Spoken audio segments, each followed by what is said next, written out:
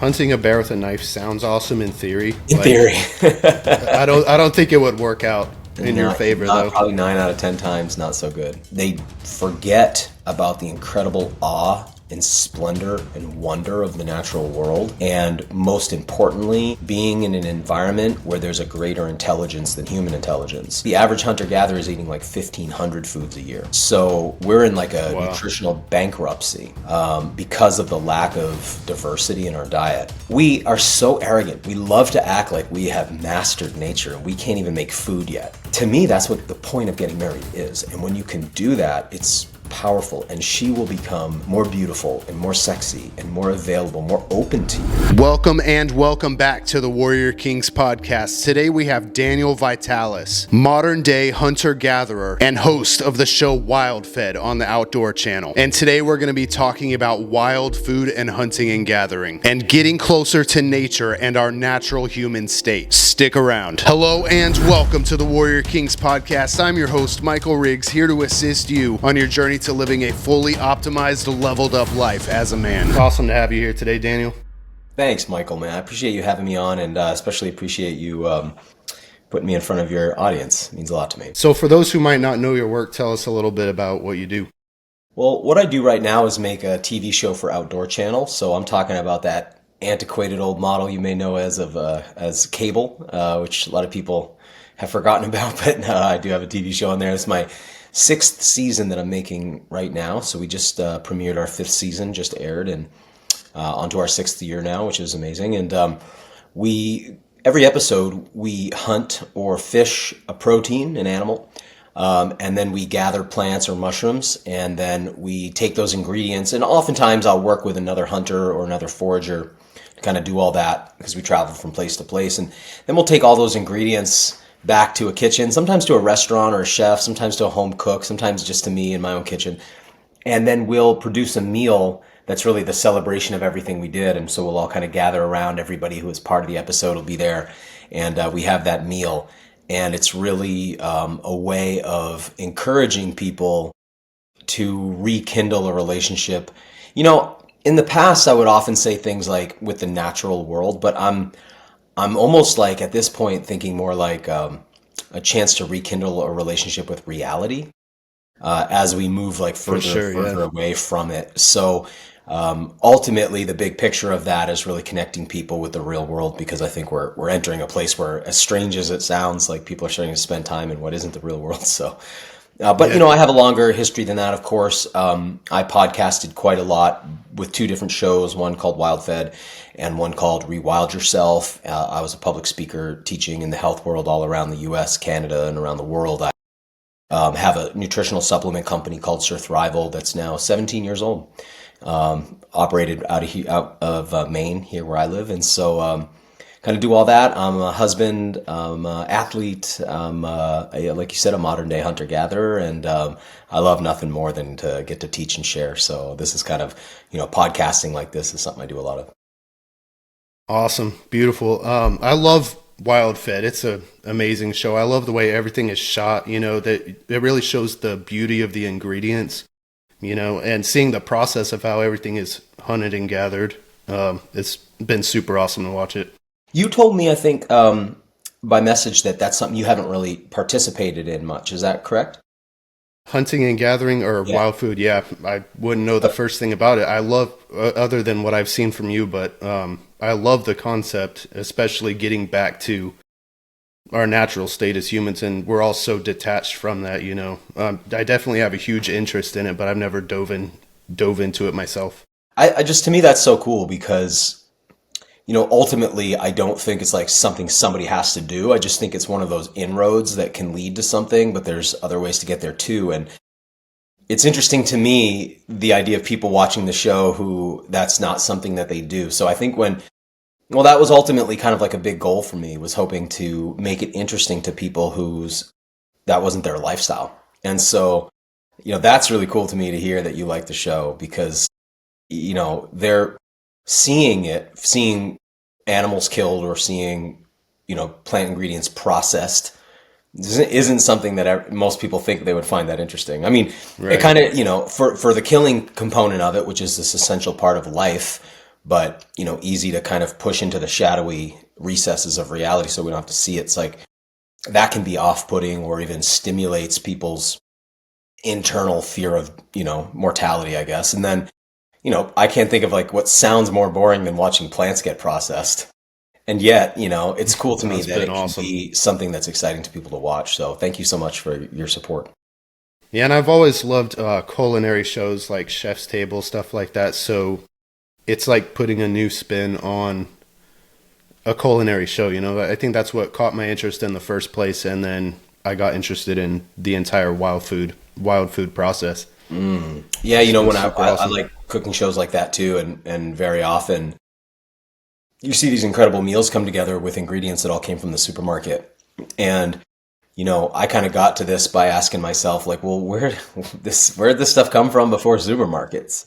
And it seems almost kind of a little cliche to talk about that, but very few people will really follow a story to the source. Yeah. Because most people don't want to drill down enough. Understandably, life is really busy, but when you keep drilling down on food, boy, it just gets more and more fascinating as you get closer to what it actually is. And a lot of the processes of the hunting are fascinating to me, like bears. When I think of hunting bears, I think of the Revenant, like coming face to face with a bear and battling. Yeah, but right. Seeing the process of how that was done, it's awesome to watch. Yeah, obviously, I'm not looking to be disadvantaged. There's this kind of there's this thing that you hear a lot from non-hunters where they'll, it's just one of these like oft repeated things that you hear where it's like, well, it's not really fair. You have a gun, it's like you should do that with a knife. I've had so many people. I couldn't count how many people have said to me I should kill a bear with a knife, and it's like, yeah, like whenever would that be a thing? It's like telling a cattle rancher, like, oh, you should go kill your cow with a knife. Like, that doesn't make any sense at all. Historically, people have fed themselves this way, and they're always looking for how do you do it in a way that creates the least risk for you as the hunter, and then makes the likelihood of you getting those calories high. Because if we burn too many calories in the pursuit of calories, then it's kind of a net loss.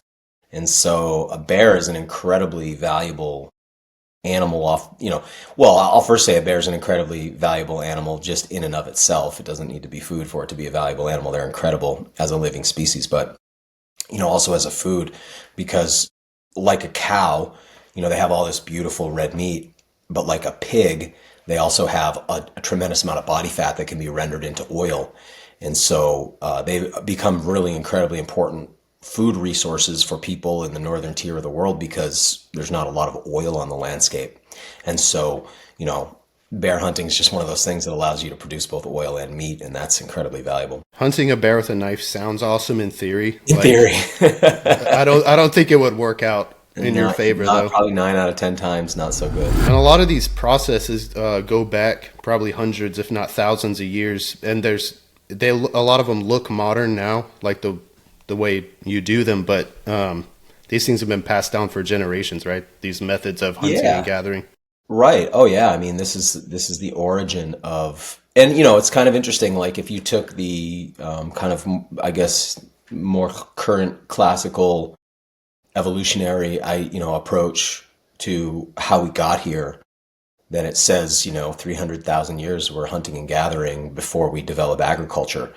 If you take like the sort of biblical perspective, we were hunter-gatherers, and then the sort of like the fall of Eden happens, and then it says, by the sweat of your brow will you earn your bread, and the ground's going to bring forth thorns and thistles. So it's a reference to switching from hunting and gathering into agriculture, production of wheat. And so somewhere in our history, basically, like whichever way you kind of look at it, at some point in our history, we shifted over to agriculture in this thing that we now call the Neolithic Revolution, or the agricultural revolution. And it was very hard on our bodies. Agricultural food is lower in nutrition than wild food, and the acquisition of it is more labor intensive. And so when you look at the output of energy from a farmer versus the output of energy from a hunter-gatherer. So if you kind of were able to go around the world and you looked at hunter-gatherers, you'd see that they're not working that hard in the acquisition of their calories. they work obviously, but it's probably more like a part-time gig. And then, I know some farmers and they're up very early and they're done working very late and their bodies are quite broken by the process. And they're able to produce surpluses of calories, which is amazing, but it's very hard on the body. And so it's not what we were initially evolved or designed for. We're definitely hunter-gatherers still, even if we're not doing it anymore. So most of us aren't living as hunter-gatherers, but biologically we're hunter-gatherers. So it's like you could feed your cat a vegan diet and be like, my cat's a vegan, but it's like, no, your cat's actually a carnivore. It's just eating like a vegan. Similarly, like, you can get all your food at Chipotle. That's will sustain you, but ultimately you're still a hunter-gatherer, even if you're not living as one. Like that's what we actually are. So, Right. some animals are frugivores, some are grainivores, some are carnivores, some are herbivores. We're omnivores that hunt and gather. The hunting and foraging, a lot of it looks strange to most people now, but it's actually what we're supposed to be doing, I find that interesting. Yeah, it's like the reverse of what people think. So they would look at it and think it's strange maybe, but what's actually strange is the way we're living. And so this is a completely new lifestyle. Really in the last 150 years, we've gotten to a point today where a lot of people have never seen the full-grown creatures that they eat. And so it's like everybody eats lettuce, but they've never seen a mature lettuce, or everybody eats these different animals that they've never really been around, or people don't even really know where their ingredients are. I shouldn't say where they come from, but even like what they are sometimes. And so, very often I get to present to somebody a food they've eaten their whole life. They've never seen it in its living form. That's a completely new phenomenon. So people have never been this divorced from the natural world. So we're living, so I call this environment we're in right now artifact land. And the reason is because of this, I think, very important word that people should really understand, which is the word artifact, which is where we get the word artificial. And it's also where we get the word art.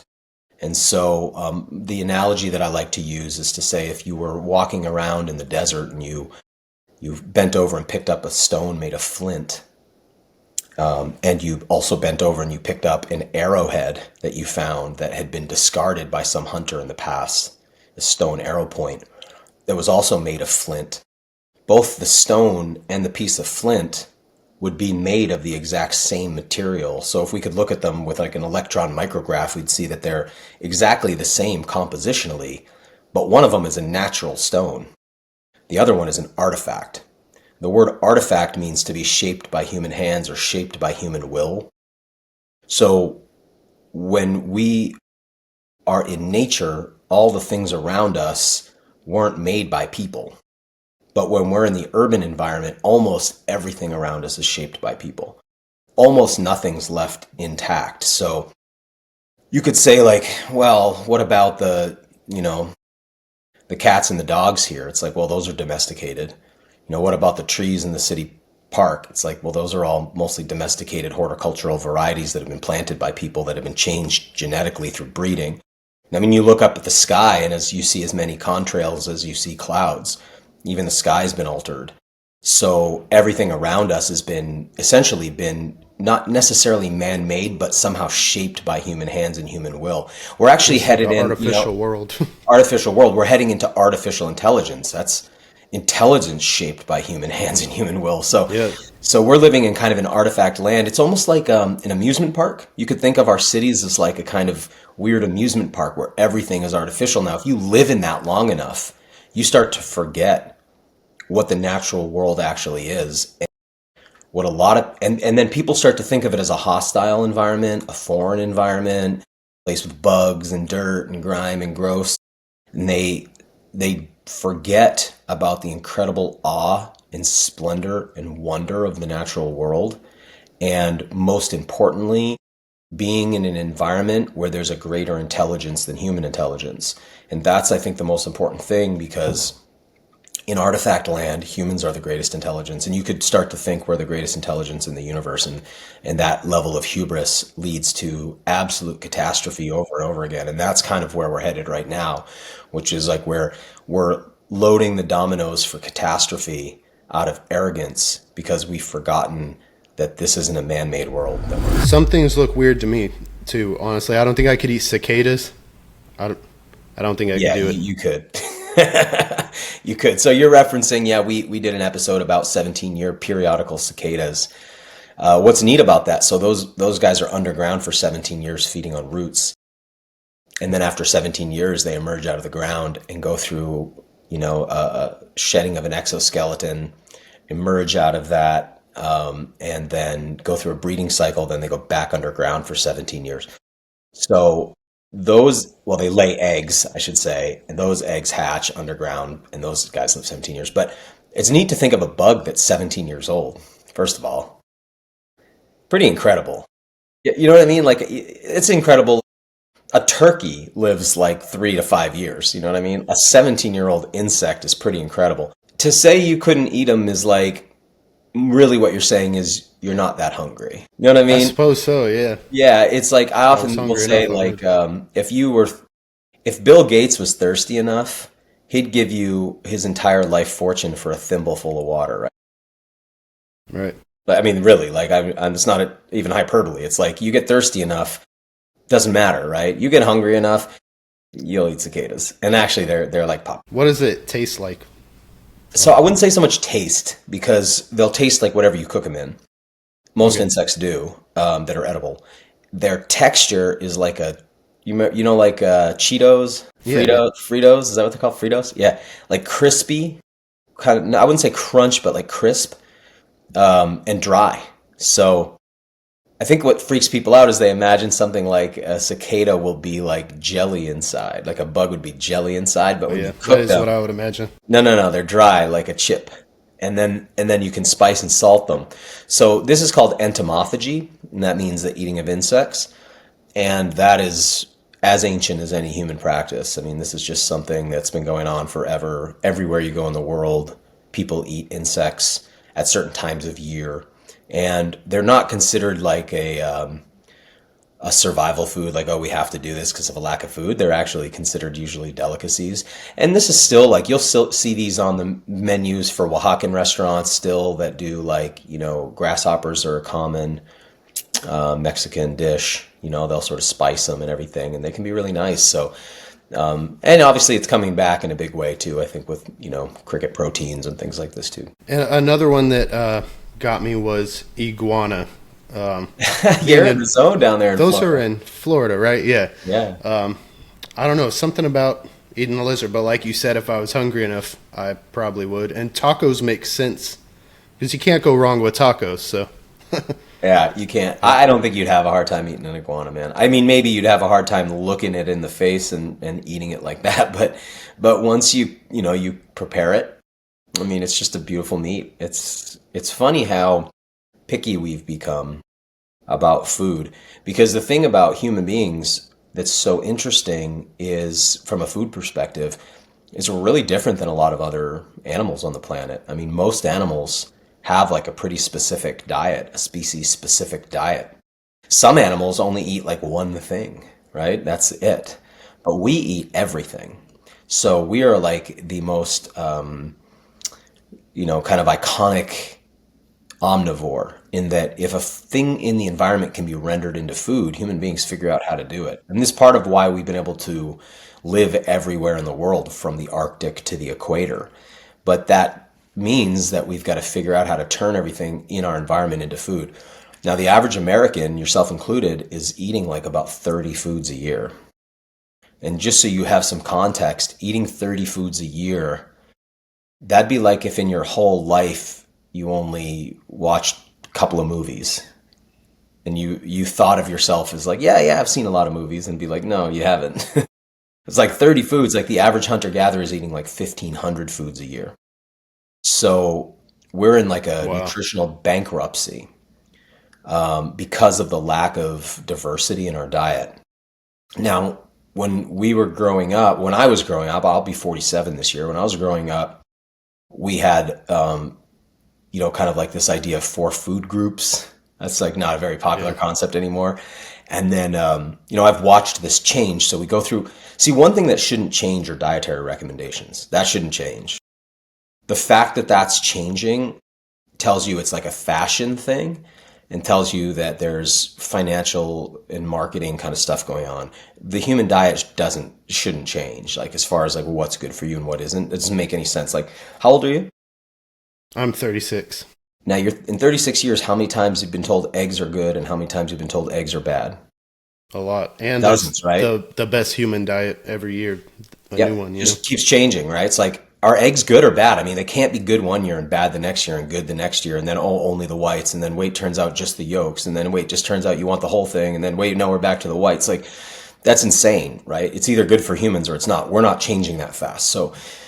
So the fact that diets keep changing is not a good thing, but I've watched in my lifetime high protein diets be considered good, high protein diets be considered poison. High fat diets be considered poison, high fat diets be considered optimal. I've seen high carb be recommended. Currently, low carb is what's being recommended, right? This just keeps changing and changing and changing. That's ridiculous, and it shouldn't be that way.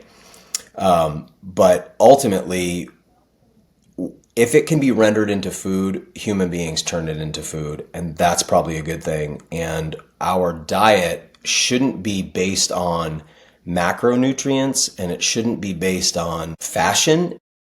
It should be based on the species that we consume. And that's the biggest thing that everyone has forgotten, is that ultimately food is living creatures. If you're a vegetarian, you're eating living creatures. If you're a vegan, you're eating living creatures. If you're an animal eater, you're eating living creatures. I mean, they're not living when you're eating them, but they were living. That's how they turned into food, right? Yeah. Because one thing I love to point out to people is that if human beings could make synthetic food, we would do that. So think about this for a moment. Think about all the things that we can make. Plastics, for instance, like it's incredible from that, all the things that we can make. We can make iPhones and we can shoot rockets into space, but we can't make food out of something that isn't food. So we have to currently get all our calories from living creatures. That's just astonishing when you think about that. So, if there was a way to make us fake fat, you would have that in chips today. Or if you could make fake carbs, like athletes would be eating it on, or people be eating it on the space shuttle or whatever. You know what I'm saying? Like, we can't do that. We are so arrogant. We love to act like we have mastered nature, and we can't even make food yet. So when you see a highly, highly processed food, a candy bar, it still came from living creatures. It came from cacao trees. It came from dairy from cows. It came from sugarcane juice. It came from all of these, peanut plants. Like, all of those things have to live out a life cycle, produce their calories through their interaction with the ecosystem or the sun and photosynthetic efforts and things like that. And then we can refine it down into food. But humans can't eat synthetic things. And so our relationship to food is actually relationships to living things. That's an important piece to remember, because ultimately, it's not what you're eating, but it's like, who are you eating? Historically, humans, like I said, we ate about 1,500 different creatures a year on average, something like that. It could be 2,000, it could be 1,000, something like that, but it's not 30. So you think about, you're married. Do you ever watch like the Great British Baking Show? You ever seen that? My wife does. Okay. Yeah. I haven't tuned into that one yet. I'm a big fan. All right. So when you watch people bake, you could watch them bake something different every single day, and the end product will look different than everything else they've made. But it's always the same ingredients. It's wheat flour, eggs, milk, salt, yeast, right? They just keep shifting that into a gazillion different products that look different at the end. So you go through the supermarket and it looks like you're buying all this different stuff. But you're buying wheat, corn, rice, a couple of different fruits, a couple of different nuts, a handful of animals. And so to wrap this, I'll bring this all the way full circle. You see somebody eating an iguana and it shocks the senses, but it's reversed. What's actually shocking is a person who only eats like 4 different animals their whole life. That's like, whoa, that's a major deficiency. Okay, so remember before I said growing up, the 4 food groups were popular. And then what we started learning more about was like macronutrients. So that was where we started really talking protein, fat, carbohydrate. Then we started to really understand micronutrients. So we started talking about, oh man, there's more than just fat, protein, and carbs. It's like we got to start thinking about vitamin A, all the B vitamins, vitamin C. We need zinc, we need molybdenum, we need calcium, right? All these micronutrients. Now we're learning there's another nutritional component, and that's genetic. So that's like RNA, microRNA from plants. And so we actually, because like I said, food is actually living creatures. When we ingest them, we're ingesting their DNA and their RNA. And so now we're learning about something called nutrigenomics. It turns out you are impacted by the genome of what you eat. Does that make sense? And so if you're only eating 30 foods a year, then it's like a massive information deficit, because the genome is information. And just that word is so cool. Like think about chaos. Like, so let's say you have 100 people and they're just all milling about randomly. That's chaos. And then you line them all up, rank and file. Now they're in formation. Information is when things are in a formation. Right? And so the genome is information. It's a language or a code that we don't know who wrote exactly, right? But it's a code. And that has an impact on you. And so if you're not getting a good broad range of DNA in your diet, that could be one of the factors leading to so much degeneration in the world. So what we want to be doing is generating and regenerating. But what's actually happening? What's killing people today? They're literally called the diseases of degeneration, degenerative disease. We are degenerating. When you think about that, so we spend all this time talking about evolution and adaptation and biohacking and all this stuff, and then reality, what's happening? We're degenerating. So when I have this story that really stands out to me, I lifeguarded when I was in my 20s. Down at the beaches in Maine. And my first year of lifeguarding on the beach, I remember the first day we had this lifeguard shack, and on the walls were all these photographs of every lifeguard squad going back to the early 70s. And if you went from the earliest ones and you walked forward kind of looking at each one, you could see the degeneration year by year.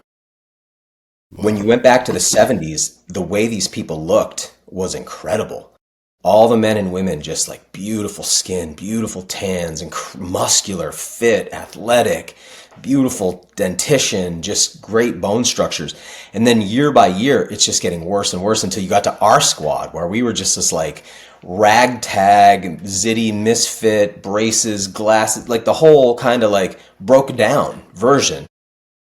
We're degenerating fairly rapidly now, and largely because we've removed ourselves from our natural environment. We no longer are getting those all-important epigenetic inputs from the environment, and then our food is so corrupted as well. So all of that's leading to degeneration. So the takeaway from this is that eating a lot of different species isn't just a novelty shock factor thing. It's actually getting that variety that people know they need, but they think they're getting in the supermarket, and they don't realize they're just eating the same 30 foods rearranged to look like 100,000 different foods, but they're all the same stuff. And one of the things that was fascinating about watching WildFed was that there's just an abundance of food all around us. We just don't know what we're looking at, like lilies, things like that.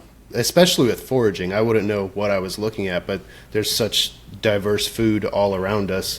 But like you said, we just go to the grocery store and get this easy to buy stuff. Yeah, a lot of times what'll happen too is that there's foods in the supermarket that have a wild counterpart that grows around us, and people don't recognize the wild counterpart. So don't even know what it looks like.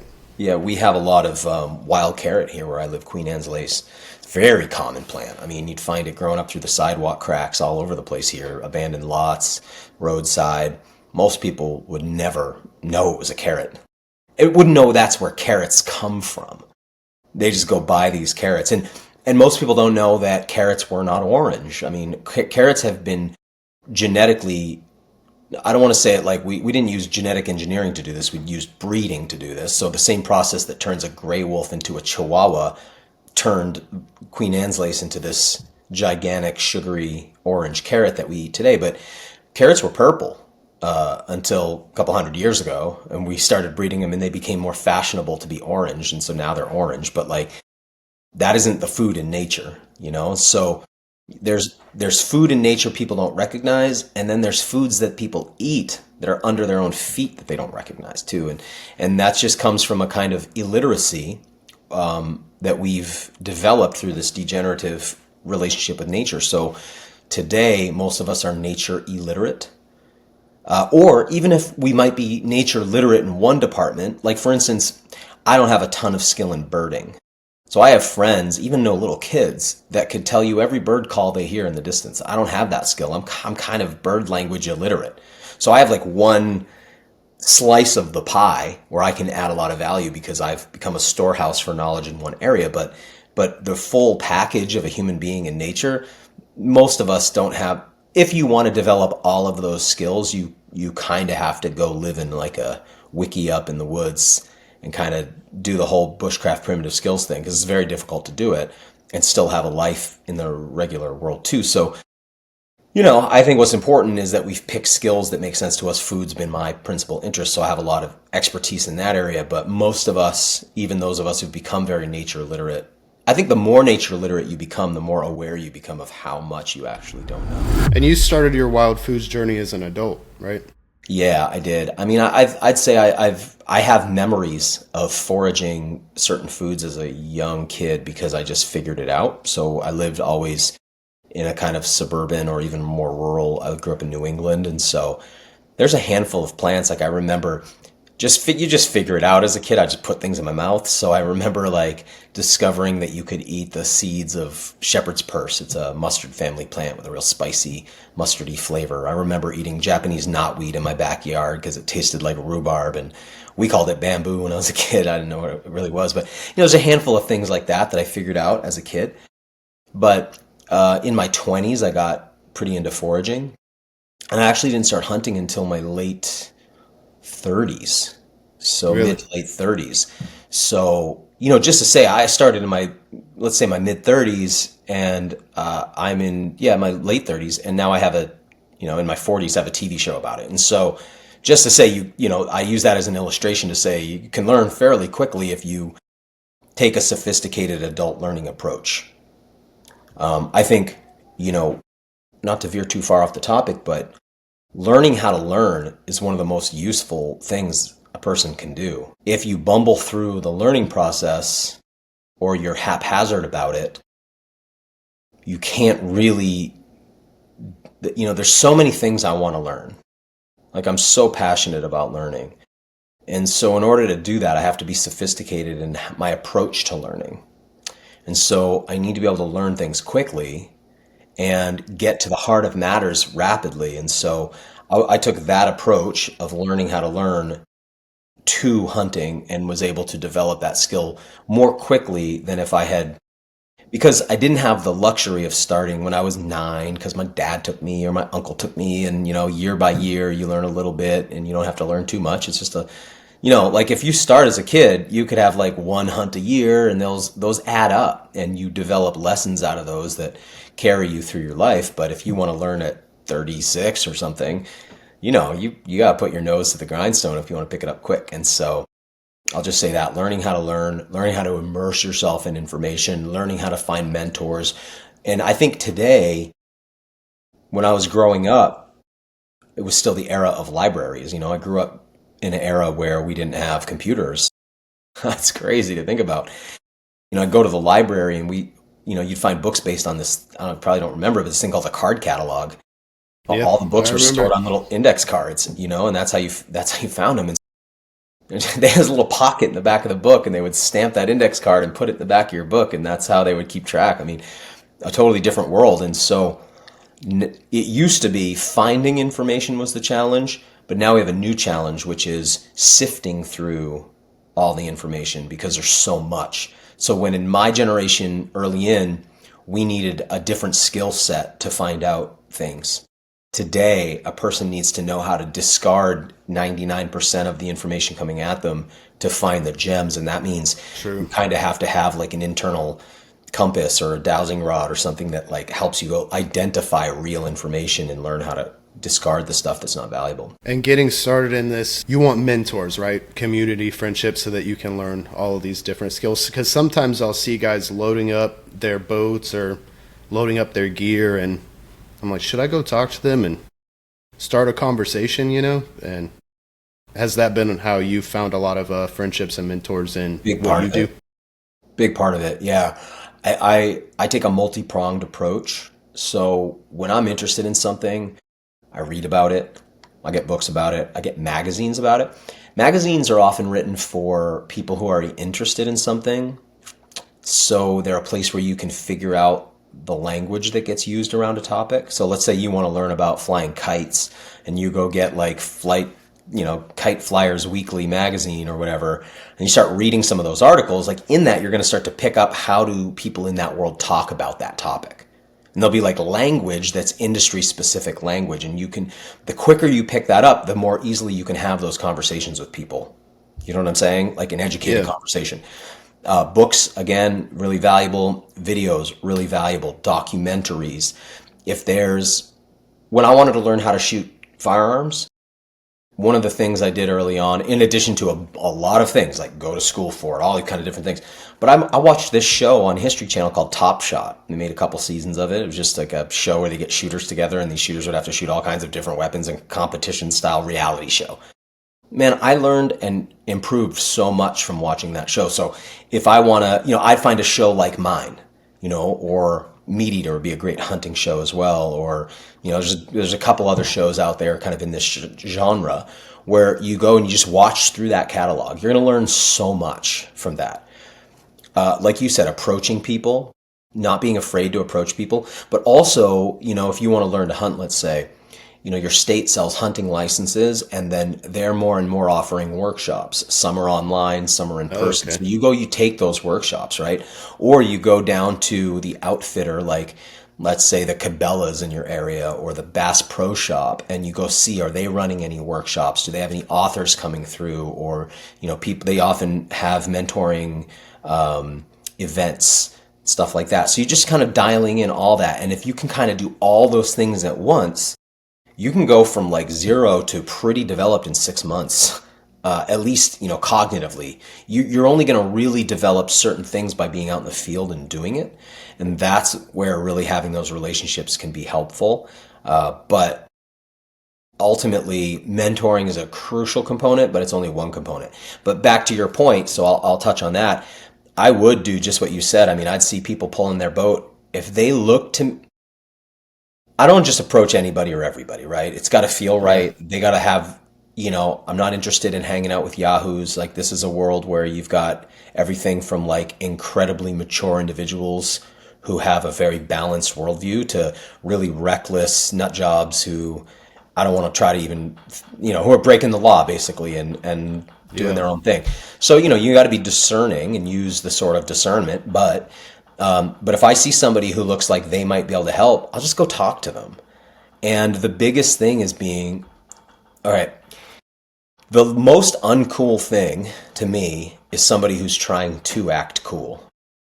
And it's like guilty. Like, I've done this most of my life. Like, it took me a long time. Yeah, same. We all have. Yeah. So if you go up like acting cool, like something, I mean, it's just going to be easy for them to spot that. It's like super douchey. Nobody's interested in that.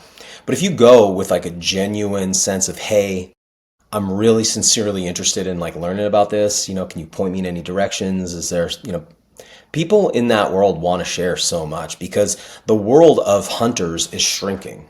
There's a bit of a boom happening right now, but generally speaking, the trend over decades has been shrinking.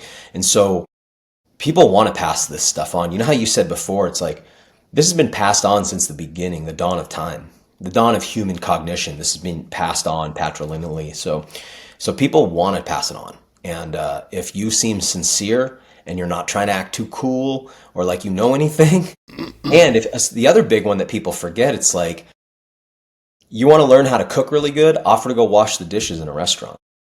You know what I mean? Don't go, hey, can I come in as a line cook? Be like, I'll come wash the dishes. And it's like, man, that humility and humbleness, and you work that and you work your way up, that's how you kind of get your foot in a door, is you be willing to be useful to people. So it could be like, hey, I'm willing to come out and untangle line or do whatever you guys need, like when I wanted to learn how to work on, how to catch lobsters, it was like, hey, I'll bait the traps. It's a disgusting job that most people are like, oh, you want to do that? Sure, we'll show you how to do that. And then, pretty quickly they realize you're competent, they give you better jobs, and that's how you learn. So I really recommend that, because this is a pretty hands-on kind of thing to learn, especially when it comes to, like, you can use YouTube videos and books to try to learn how to gut a deer and field dress a deer and butcher one. I mean, you could. But I mean, with so many people potentially out there as mentors, why do it that way? Just, learn from people who can show you hands-on. Yeah, and I think that's one of my reservations in diving into this is there's kind of I don't want to say fear, but a reservation that if I spark up a conversation with someone, they'll be like, what do you mean you don't know how to fish, and I'll feel stupid or something. But like you said, many of these people want to pass these skills along. Yeah. And like, if they're the kind of person that's going to make you feel stupid about that, then they're probably not really the right. I mean, getting laughed at here and there, it's like very often my wife will hear the way my friends and I will tease each other and joke with each other, and she'll be like, man, that's kind of harsh. And I'll be like, oh no, you just don't understand. It's like, we need that a little bit. Like, men do that to keep each other sharp, and so we don't get too softened up, and so that we find each other's weaknesses and poke at them to help everybody toughen up. And I think there's something good in that. But then people take that way too far, right? So if somebody is the type to belittle you, then it's like, that's not who you want to learn from anyway. I'd also recommend, the older the people are, the more they want. A young guy in the hunting world is wanting to kill and just pile them up. You go through phases. And that, that is a legitimate phase. You just want to be successful. You're out there trying to get the bag limit every day. As guys start getting older, they care less about that. They're more there for the experience and the time. And then there becomes a phase where they're more invested in you getting success than in them succeeding. The hunts that I go out and I take somebody out and I help them get their first animal are so much more rewarding than if I had shot the animal.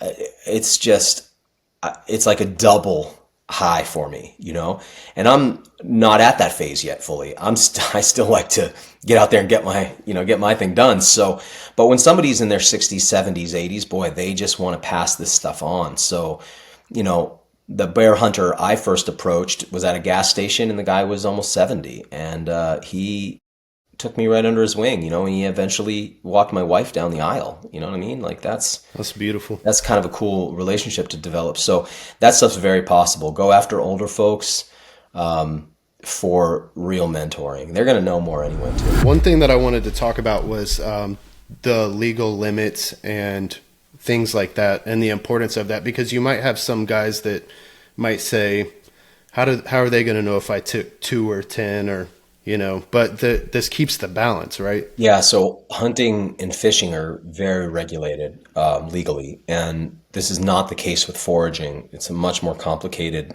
world because, a game warden has to learn the species in their environment that are hunted. So let's say here in Maine, that's like a dozen species. That's not hard for a warden. Most of the wardens here are already hunting their whole life anyway, and they're passionate about it. They already know these animals. But there's hundreds of plants here. These guys aren't botanists, you know what I mean? And then regulating plants is just a whole different, more complex thing. So that's still yet to be developed, but I think somewhere down the road that will be. But hunting right now, the way it works is you have a law enforcement wing, so that'd be your fish and game department or whatever they call it in your state, and the wardens who are like the police of that department. And or on the ocean, it would be like your Department of Marine Resources.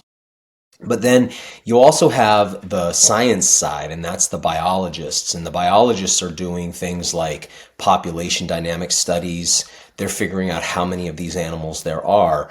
And then they're issuing either tags or bag limits based on how many animals can be harvested to stay within something called compensatory mortality. So compensatory mortality is something like this. Let's say that we have 100 of a certain animal, on the landscape in the state. And we know that every year, 20 of them die, whether they die from starvation or coyotes or people shooting them. 20 die every year no matter what. That's called compensatory mortality. Now, if we start killing an extra 10 and that puts us at 30, now we're in something called additive mortality. That's not good. We don't want to get into additive mortality where we're actually starting to draw down on the bank account. So think about a bank account. It's like if I have $100 in the bank and every week 20 goes in and every week 20 goes out, we always stay right at that beautiful spot. We always have the 100 in there. That's how they're trying to manage these animals, unless they want to bring the population up or down, and then they'll adjust those numbers, right? So typically, that's how that stuff's going to be regulated. The biologists are making recommendations for the legislature that then enacts those laws that are then enforced by the wardens. And by the way, wardens are a tricky bunch, man. These guys are not idiots, you know what I mean? Like, when you're a warden, first of all, like here in my state, you're a warden, like that job comes with a truck, a four-wheeler, a boat, snow machine, and a gun. You know what I mean? And they have incredible jurisdiction, the ability to like come in your house, look in your freezer. If you're poaching here in the state, if you poach and your truck's involved, they're taking your truck. Like they're taking your gun. Like you're losing all that stuff, right? And these guys know how to, first of all, they're like cops. They're very good at, they can tell when you're lying, right? Most of the time. But a lot of times they don't approach you until you've already been watched by them. So you're out there thinking you're alone. Oh, I'm going to take an extra fish or two. And you don't realize they've been watching you with binoculars, and they come up and ask you how many you have, and you lie, and they already know you're lying, right? So it's like that's the kind of situation. That said, I would say in the hunting world, there's always a little bit of a cops and robbers game. There's a little bit of a like, oh, that rule's stupid. And you get like this kind of push and pull there. But generally speaking, the new crop of hunters in the world are pretty on board with the way it's regulated and pretty happy with the system. Overall, it's not perfect, but the laws are there so that we can do this in perpetuity. So I don't think anybody this feels like a very thoughtful podcast to me. I can't imagine that the people listening to this are the type, most of them who would be wanting to, who would be like kind of approaching this from a selfish place. I think it's usually the opposite. A lot of times people who've not hunted throughout their life come to it with almost an excessive amount of reverence. You know what I mean? So as you do it, like at first, I feel like that's how I would be. Right. You kill your first deer and it's like a whole ceremony and you're crying and you're like trying to come to terms with taking a life. And, it's so overwhelming. I mean, all of that stuff. But over time, as you do it more and more and more, you get to where it's less of an intense experience. And when you've grown up with it, it's more people who've grown up with it who didn't develop that reverence for it are the type to take maybe more than they're supposed to. But usually new hunters who come from a thoughtful place are pretty careful because they almost feel a little guilty. It's interesting. People will feel guilty about taking a wild food out of the environment. They have no qualms about taking a food out of the supermarket. And the impact of food out of the supermarket is so much more on the world. But people have like, everything is backwards in people's heads, So, because just... That's how detached we've become. Yeah, we're nature, very domesticated. Our natural way of living. Very domesticated. Yeah. And so, it takes some time doing it to get that big picture overview of how the whole thing works. But just know if you're coming into hunting, there's a very established legal system in place that's been working for a really long time. The whole world is not like that. So we have something here called the North American model of conservation. And it's the best system in the world for this. So a lot of the world you can't hunt at all. Or, if you do, it's an extremely limited sense. And you have these bushmeat and or poaching things going on in much of the world. So like it's a huge problem in Africa, right? Is like bushmeats. Animals are regulated, but poachers still go out and kill them because people want to eat them. And that could be anything from elephants to gorillas. You know what I mean? Like that stuff's all getting eaten. Bushmeat, that's an illegal black market trade. Here in North America, we have a really good system. There's plenty of hunting opportunity for everybody to get involved in who wants to get involved. It's regulated in such a way that there's very little poaching comparatively, and yeah, there's just a lot of access and opportunity here. So the average American has no idea how much is in place for them to be able to participate in this, from public lands to how inexpensive a hunting license is to how many programs are in place to get you started. I mean, there's a lot of resources here, and people just don't know this is something they've inherited through their citizenship or residency here. Do you feel a spiritual connection to hunting and gathering? Is there any spiritual element to it? Yeah, I mean, it's one of the most spiritual things to me. When you take a living creature and you build your body out of that creature, I don't know what else to call that but spiritual. I mean, again, cliche, like life feeds on life, but wow, it's one thing to say it. It's another thing to see it happen. And, you look at these animals, like a lot of times, like I rifle hunt mostly. So, you're looking through your scope at this animal. I mean, it's like you're killing, And incidentally, I think that there's a lot of women in the hunting world right now. I'm not sure if this is still true, but for a while, women were the fastest growing demographic in hunting. But I don't think that that's going to be necessarily a very long-term trend, because I think that, we have these sort of what are considered today like these antiquated traditional gender roles, but obviously these things have been in place for so long because they actually are how nature shook it out. And Absolutely. Typically it's women who nurture life and men who take life. So this is an important component for men listening. Your traditional gender role requires you to kill. There's just no really way around that. I mean, the degree to which human beings need protein. And by the way, for anybody who wrestles with this and the idea of vegetarianism, it's important to understand that vegetarianism is not possible in a wild food world. There's no vegetarian society of just gatherers. The only time you have vegetarian societies is when you have a tremendous amount of domestication. And it requires domesticated animals for two reasons. One, India is our best example of this, where we have a civilization of vegetarian people. But you need manure for your crops of plants that you're going to eat. So you can be like, I don't eat animals. I just raise them for their poop. And then typically you need dairy or eggs. And so long term, this idea of veganism is it's just, I was a vegan for 10 years. I speak with a tremendous amount of experience about this. There's just no population study anywhere in the world of vegans who have children that are vegans, who have children that are vegans. It's never even nobody's ever even done that. It's not really possible. So you either have to raise animals for their milk and eggs, or their manure at the very least. And so that means you're putting animals in fences, right? Does that make sense? So it's like the idea you're going to slink out of the ethical killing thing. It's just, you don't get to do that. So traditionally, men take life. When I take a life, and this gets more complicated the more anthropomorphic the animal is. So you brought up bears when we first started, and probably there's not an animal that's as triggering to people who don't hunt, right? Why? I mean, it's like you skin a bear, it's like you're looking at a dude.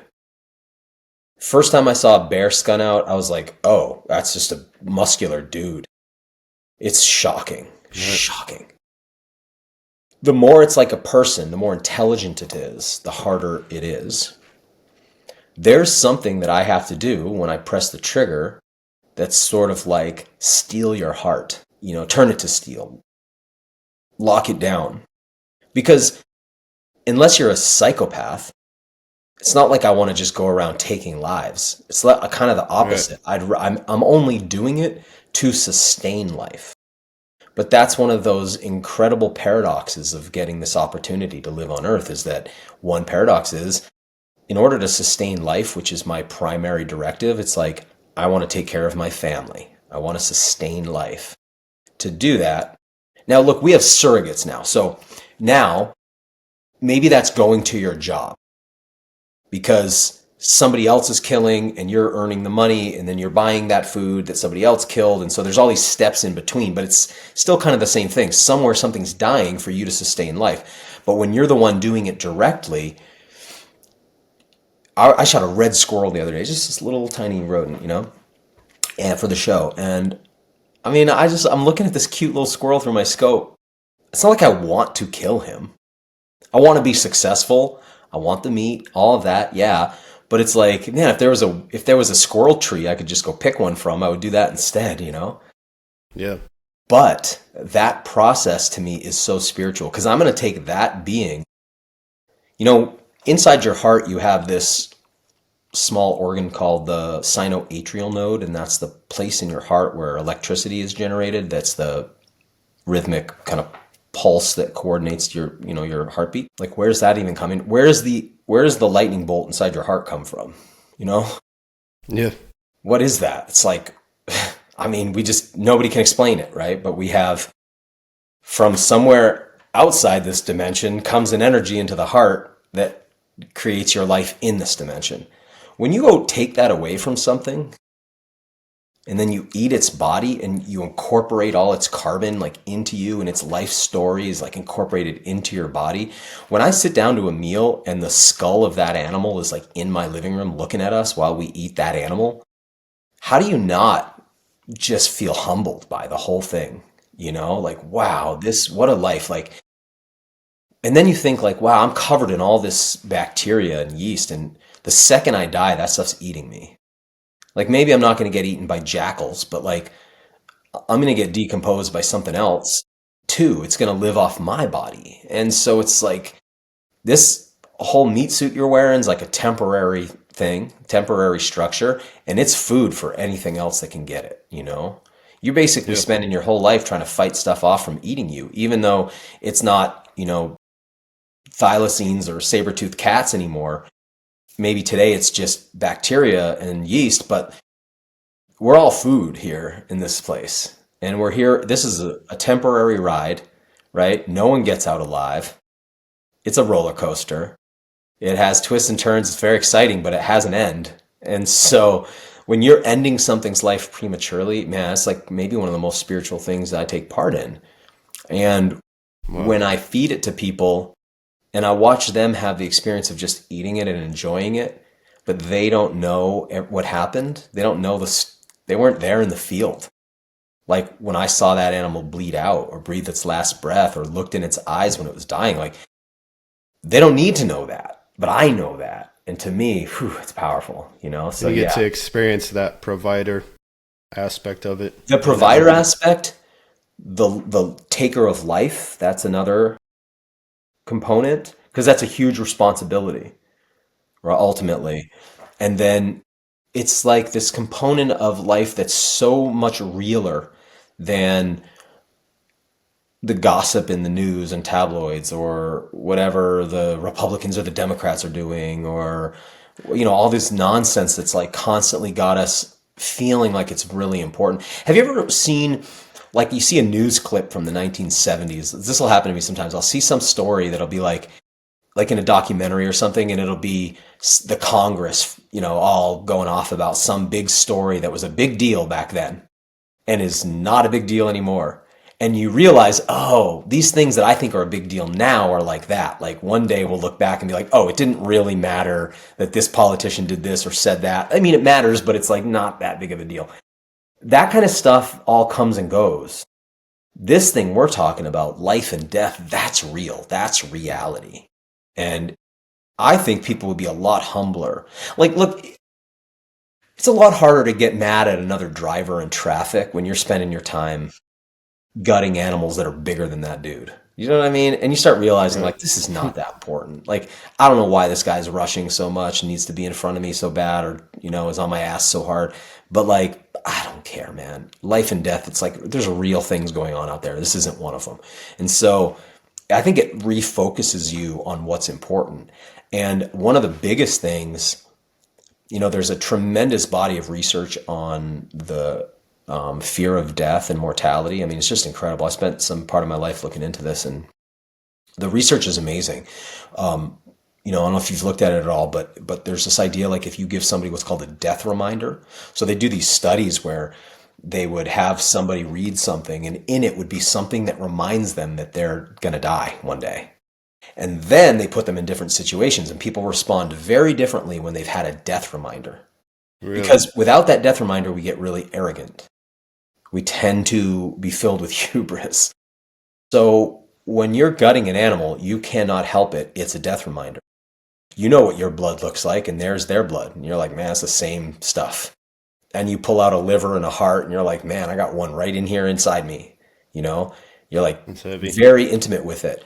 I think having skulls around, this idea of memento mori, remember you too will die. I like having skulls around. I got a photograph of my own skull that I got from my dentist, you know, like they did this x-ray on my head and I was like, wait a second, can I have a copy of that? Because, you know, I got over on the wall over there, my life in weeks. It's like a chart. Every week you fill in a black square and it's like, I'm ticking it down, dude. I'm going to be out of here soon. And it's like, if you're not coming face to face with that regularly, you can forget. This culture wants you to forget. You look at these old aging stars who are trying to stay young forever, right? It's like, so it's almost grotesque. You know, I think everybody kind of saw Madonna a couple years ago at some award thing, right? And her face looked like she'd been stung by all those bees and everything. It's just like, it's grotesque when people can't come to terms with mortality. So hunting helps you do that because you're around death a lot, and it creates an internal peace that's crucial for people in this otherwise very confusing world we're in. Because, you know, I hear these things, oh, if you can just live 10 more years, you'll never die because we're going to have the technology to live forever. It's like, you're kidding, right? Like, you can't really think that. It's like, how confused, like, are you kidding? Like, how confused have you gotten that you think that? Like, that's very, very unlikely, extremely unlikely. So maybe get outside and do something in nature to be reminded of how far away from reality you're getting when you start thinking of stuff like that. That's beautiful. And I have one last question for you, but it's a curveball. Throw it. What is your number one tip to having a happy, thriving marriage? Just one tip. You can say a few things. That's cool too. Yeah.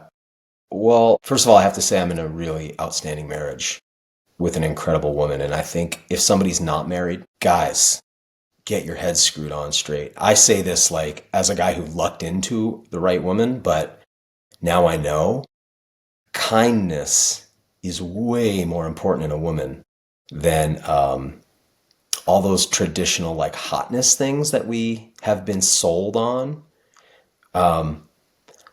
It's like the idea that when a woman is seductive, when she's hot, that's a thing she's doing. That's not a thing she is. It's a thing she's doing. It's like when a guy is charming, that's a verb, not a noun. He's not charming, he's being charming, right?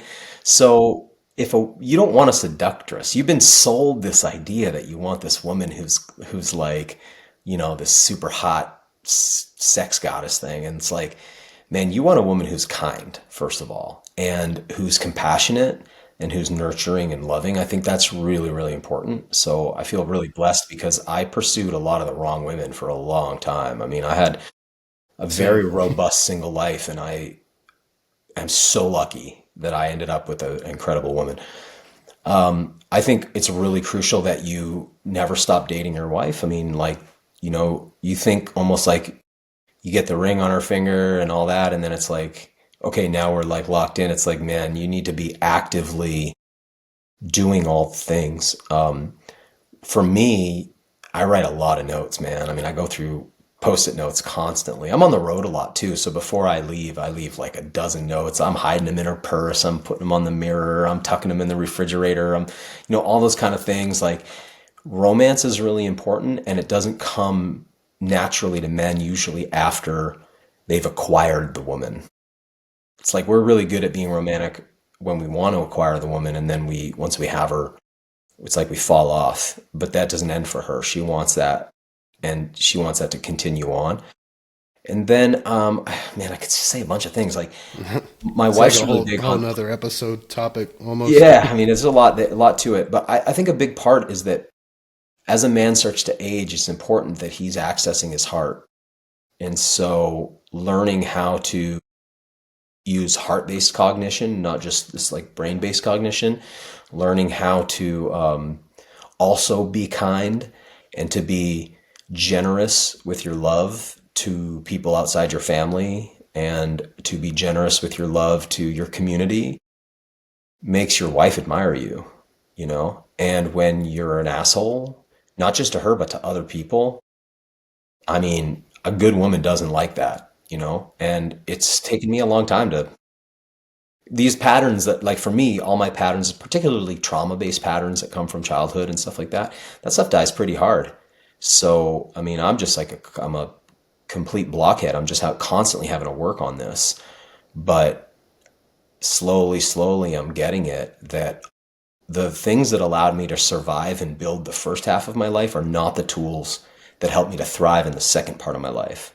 So now it's like she wants you to be more Aragon from Lord of the Rings than Conan the Barbarian, you know? And that's that mature, kingly love and strength that has the ability to be strong when it needs to be, but also has compassion. I think that's very attractive to a woman. And so, pursuing that, not just for her, but pursuing it for you, it makes your woman love you. And, yeah, and keep it romantic because it's easy to let that slip, especially with all the, challenges of life. Yeah, and all the distractions these days too. That's awesome, man. Oh, Thank you for sharing that. Can I have one more component? Yeah. Not necessarily, I don't know, maybe it's something you talk about or not, but, and it might not everybody was going to want to hear it, but like your wife should be the center of your sexual fantasies, I think. The more like pornography, even softcore pornography, like all the stuff on social media that, I mean, it's crazy what social media has become, right? It's become so hypersexualized. Yeah. It's so easy to get drawn into all of these other women, even AI generated women, just endless stream of sex, right? There's a covenant of marriage, but then also there's like the energy between you guys that you need to keep contained inside that. And when your energy is going out towards other women, especially if you're obviously cheating, even flirting, but even just spending too much time looking, takes your energy away from your wife and out of that container. And if you knew she was doing that, it would probably hurt too, like you wouldn't want her doing that. So knowing how to learning and practicing, it's a practice, like meditation's a practice, martial arts a practice, yoga's a practice. Like this is a practice of learning how to keep your wife the center of all of your sexuality. To me, that's what the point of getting married is. And when you can do that, it's powerful, and she will become more beautiful and more sexy and more available, more open to you. But the more she doesn't have to necessarily know what's going on in your head to feel your energy pulled in other places. And that will affect your marriage in a negative way. And you got to be more careful than ever. Because again, like growing up for me, if I wanted to look at even close to naked women, it was like the Sears catalog bra section. Right. Now you're just getting rained on with porn everywhere you look. And so of all shapes and sizes. And so it's like, you got to be be strong to avoid that, because you have a natural inclination to be drawn toward it, because that's male sexuality. And this porn is it's like dragging a worm in front of a trout. The trout knows something's not right about that worm, the way it's moving, that little glint of the fishing line it sees, but it goes for it anyway, man. Can't help itself. You can't do that. You got to be careful about that. So a big thing is keep your wife at the center of your sexual life, and she'll be happy and you'll be happy. Absolutely. Well, Daniel, it's been awesome having you on today. Thank you for taking the time. And do you have anything else that you'd like to add? Yeah, I just want to reiterate, when you get out into the natural world, you're around things people didn't make. And I think that in the coming years, it might not seem like it now, but 10 years from now, that's going to be one of the most important, nature's going to be one of the most important ways that we stay sane, because everything's going to be artificial. So start developing a relationship with the natural world, because we're headed for a kind of mind prison if we don't. So again, a huge thank you to Daniel Vitalis for taking the time to come onto the show and teach to us today. It was just an incredible experience. I'm going to put some links in the description of this podcast episode or this video so you can find Daniel Vitalis online. Definitely get subscribed to the podcast and the YouTube channel if you're not subscribed yet. Next week, we have on JD Emmons, Fit Over 40 Dad, to talk about the journey to sobriety and how it has changed his life and his fitness journey. Really looking forward to that. Thank you so much for watching and listening today, and I'll catch you on the next one. Thanks, guys. Bye.